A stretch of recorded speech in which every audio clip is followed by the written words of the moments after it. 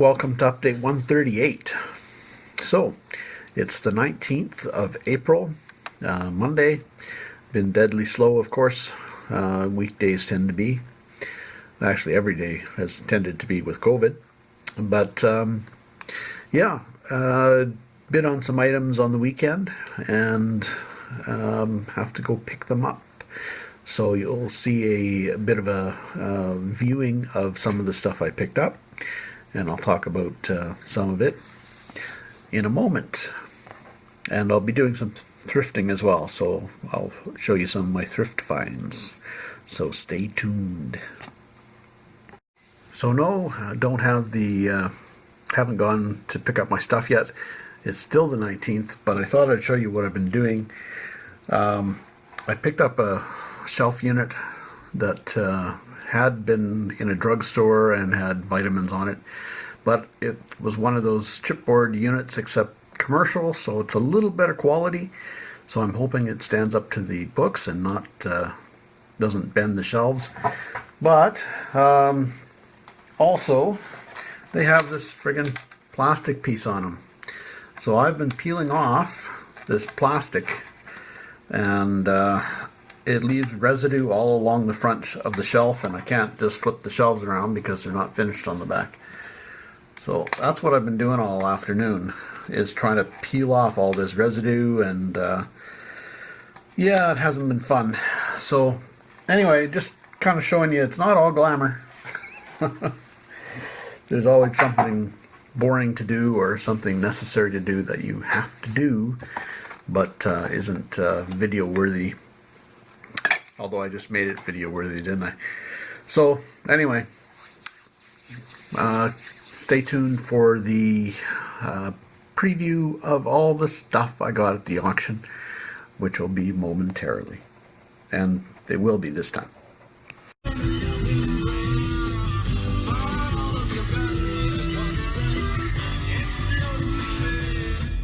So, sitting at a traffic stop, construction, on my way to pick up my stuff. Thought I'd go through a few things. Picked up the spoon right here, and it's got NHR on the back. I don't know if that's New Hampshire Regiment or the New Hampshire Route or Railroad, perhaps. So I'm actually hoping that's what it is for the New Haven Railroad or New Haven Route. Hoping that's what it is anyway. And I think what is a guide pin for Girl Guides, an old guide pin. And this piece here, which I picked up, a little cordial cup or something to that effect, glass. But I recognize the cutouts.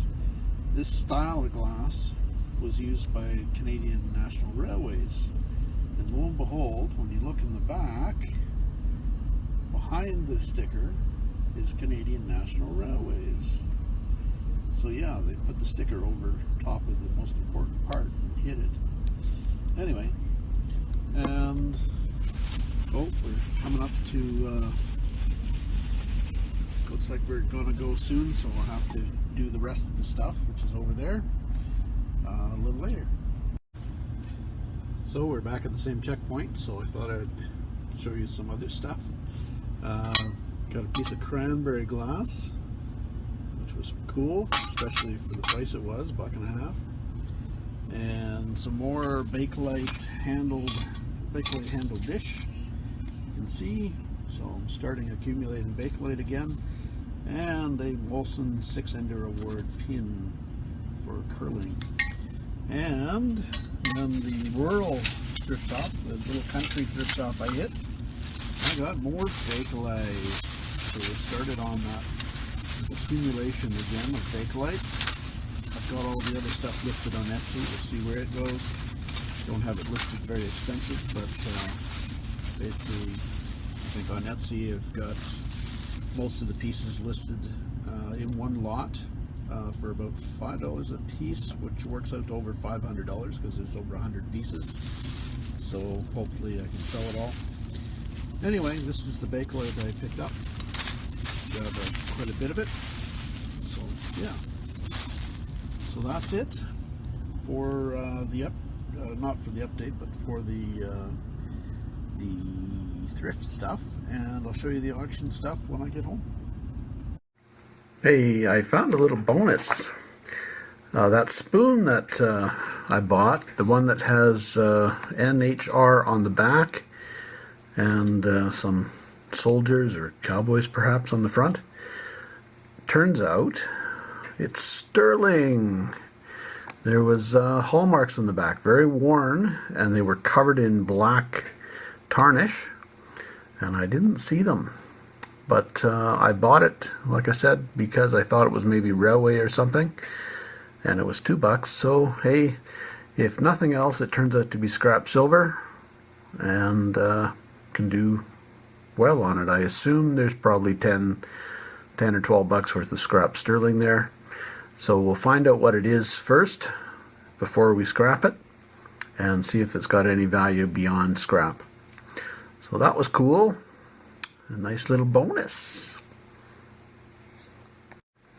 Okay, I did some quick digging and I can't find anything on NAR or NHR, sorry. It could also be an A instead of an H, so it could be NAR or RA or RNA. I think it's H. I don't know. I haven't a clue. What do you think? Is that an H or is it an A? I have no idea. Anyways, it's got crossed pistols, and then a Indian and soldier, is it? Or is it a just a archer and soldier? And then has this Tudor rose and this thistle, which makes me think it might be English or British or UK, maybe Scottish. Being that it's hallmarked, I think probably UK, but they made stuff for overseas as well, so who knows. But I don't know, I'm leaning towards UK. So if anybody knows what that is or has any good guesses, let me know. It's worth about $17 in scrap sterling, so I'm leaning that way. Unless I can find out it's worth more than that as what it is. So yeah, let me know if you know. Okay. After a little more research, I looked up the registry number. A lot of British material has a registry number on it.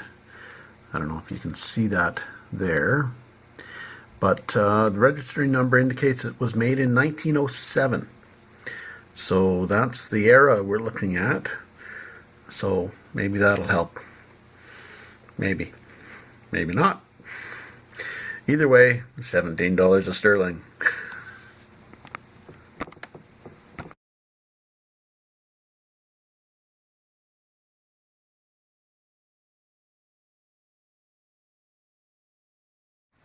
So here's my auction purchases. Looks like a pile of crap, but there's some goodies mixed in. So the gas can here is an Anglo Oil Company can. Unfortunately, it's got a dent in it, but still it exists. And got with it this milk can, and with it inside was a butter mold, but unfortunately it's missing its dowel. But it's just a bonus. I didn't know it was even there. So, but in the next box there was a pile of all kinds of junk. But this one box that was with it had what looked like motors in it from the photograph, but I recognized the style and such of the castings, and it's actually parts of an auto knitter, what they call an auto knitter, which was a sock knitting machine. And if you check these out on eBay, you'll see the parts sell quite well as well. So for $27, or I think that's, no, it was $24, I guess I had to pay for those. So that worked out good. And then this lot, whoa, we got an avalanche happening. I picked up this, was in a separate lot. So I got neat explosion proof light. This was some more junk that was just with the other stuff. There's going to be a scrap pile, probably. There'll be stuff going in the scrap steel pile. And let's see what else was there. Hang on, I'll just readjust things. And the only other thing of note were these parts for cast iron pumps and a base for a hot water tank, but they make kind of neat little tables when you add a piece of round glass or a round piece of tile or a grindstone or something like that. And yeah, wood crate, that was about it. It was pretty slim, but the auto knitter parts made it worthwhile, at least, thankfully. But yeah, basically only 3 lots is what this consists of. And like I said, mainly it was the 3 lots where that explosion proof light was a separate lot. These cans were separate. And then there was a junk lot, basically, which was everything else you see, but included the auto knitter parts. So I was forced to take all this other bric-a-brac. Like I said, some of it's just going to end up in a scrap pile. I've got a few old tools and such which might end up in the store. There's a grease gun there that's normally they're pretty grungy, and that one's actually fairly clean, so I might hang on to it. Some people use them for their garage displays, gas station displays. Sometimes took them. So and a bucket. I'll be able to sell the bucket, but that's about it. So that's it for this update, 138. Thanks for watching. I appreciate all the views and everything, and the comments. Please do leave a comment and like and subscribe. And again, thanks for watching. Take care.